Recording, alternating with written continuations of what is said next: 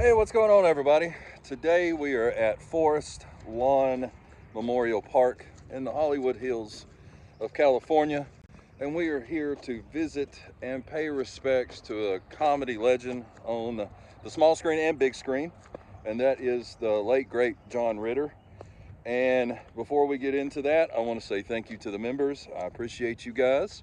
The other thing I want to ask you guys to do in the comments is, what's your favorite John Ritter thing? Are we talking Three's Company, 8 Simple Rules, Sling Blade, anything like that, right? Just throw it down in the comments. And as I finished editing this video, I noticed I didn't put Sling Blade in it, but I did put a picture in there. So before you go in the comments and you're like, you didn't put Sling Blade in there, I did. It's just one of them, like, I went through, I edited the whole thing, and I was like, oh man, whatever. So we're gonna walk around, we'll talk about his life, we'll celebrate his life, we'll talk about the tragedy that happened, the reason we're here, and all that stuff.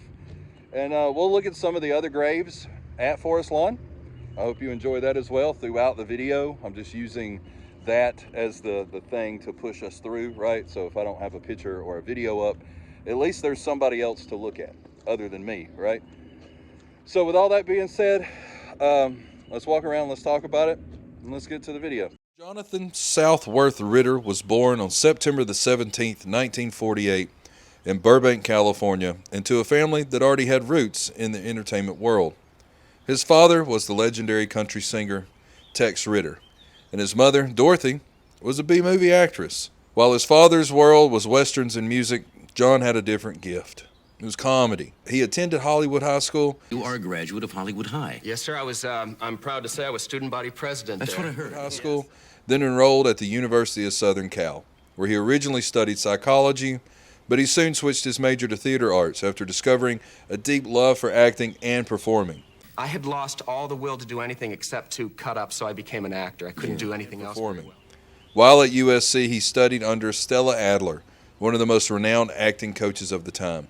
He honed his skills in classical theater, but even then, people took notice of his sharp timing and natural comedic charm. After graduating from USC with a degree in drama, John began pounding the pavement for work. In the early 70s, he earned small roles in hit shows like Hawaii Five-0, The Waltons,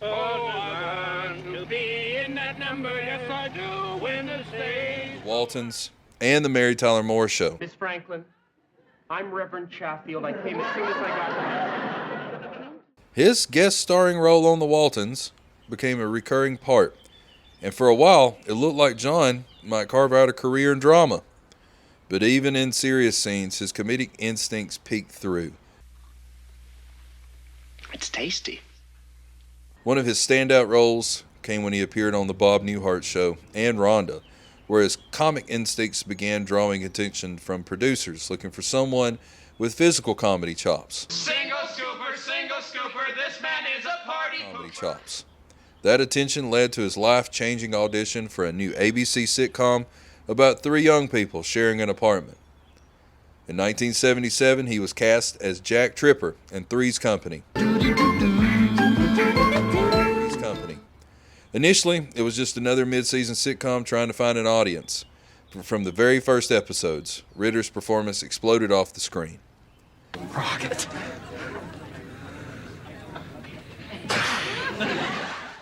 His chemistry with co-stars Suzanne Summers and Joyce DeWitt was magnetic, and he made Jack Tripper both lovable goofball and an underdog you wanted to root for.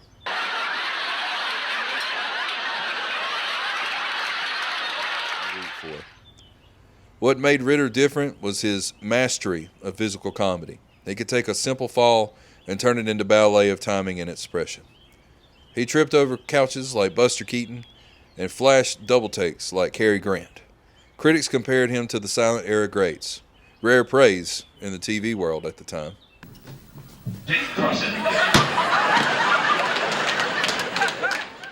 The show became a cultural phenomenon. Three's Company hit #1 in the ratings and stayed a top 10 hit for years. Ritter became a household name and was soon on the covers of magazines. He won an Emmy in '84 and a Golden Globe in '83. So by the time Three's Company ended in '84, Ritter had become one of the most recognized comedic actors on TV. With Three's Company behind him, Ritter could have coasted on his sitcom fame. Instead, he took risk. He starred in the spin-off Three's a Crowd, which tried to extend the Jack Tripper character into a new chapter, but it failed to capture the same lightning and was canceled after one season. Rather than retreat, John pivoted. He began pursuing more dramatic and challenging work to prove he wasn't a one-note comedian. In '86, he stunned critics with his performance in Unnatural Causes, An unforgettable cast and movie, Unnatural Causes. a TV movie about the effects of Agent Orange on Vietnam veterans. He played a disabled veteran with incredible depth, earning critical praise and showing the world that he could handle complex emotional roles. So more serious roles followed, including appearances on stage. He returned to theater and earned strong reviews for his role in Neil Simon's The Dinner Party, performing alongside Henry Winkler. Ritter didn't leave comedy behind, and in the early 90s, he starred in the family hit Problem Child, You should have a kid in about 7 years. 7 years? which introduced him to a whole new generation of kids as the well-meaning, overmatched adoptive father. The film wasn't a critical darling, but it was a box office success, and Ritter's likability anchored it. He also took on voice work, most notably voicing Clifford the Big Red Dog in the beloved PBS series. Once again, he connected with children, giving Clifford warmth, curiosity, and gentle humor. He was a favorite guest star on dramas like Law and Order SVU, Ally McBeal, and even Scrubs, where he played the estranged father of Zach Braff's character in a guest role that was both funny and heartbreakingly honest.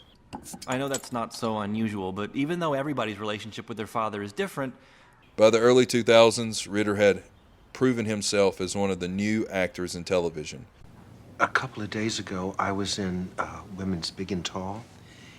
Then came what many considered his comeback moment, the ABC sitcom, 8 Simple Rules. Premiering in 2002, the show cast him as Paul Hennessy, a suburban dad trying to raise 3 kids with his wife. The character felt authentic. It wasn't Jack Tripper's silliness, but more grounded, nuanced kind of comedy. The show was a hit, and Ritter was once again front and center on primetime, and his performance earned him an Emmy nomination in 2003.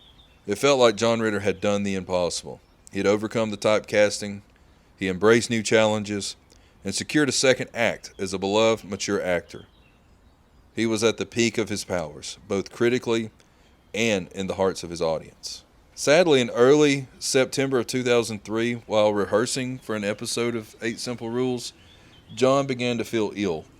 He was sweating, experiencing chest pains, and assumed it was food poisoning, but his condition quickly worsened. He was rushed to Providence St. Joseph Medical Center in Burbank, the very same hospital where he had been born some 54 years earlier. Doctors initially misdiagnosed him with a heart attack, but in reality, he had suffered an aortic dissection, a rare, often fatal tear in the inner layer of the aorta.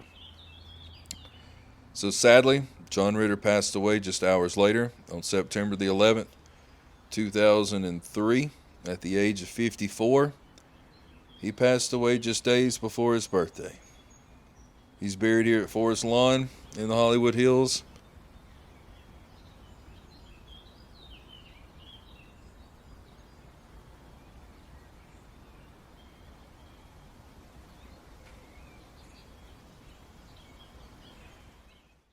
There's a comment down below I didn't want to forget where he was talking about if you stand from his grave, you can look where he was born at the hospital, right? You can look at the hospital again because he died and was born in the same hospital. And you can you can imagine his house is just right over there also. So like within that area from his grave, you can see his whole life pretty much, right? And then on top of it, you got Tex was his dad, and it seemed like Tex was not a big fan of the whole acting thing, even though he was kind of an actor in a weird way. So I don't know. I hope that wasn't any weird tension stuff. It seemed like everything was okay between all of them. Yeah, thank you guys for watching. I do appreciate it, and you never know what you'll find on the back roads. I'll see you guys next time.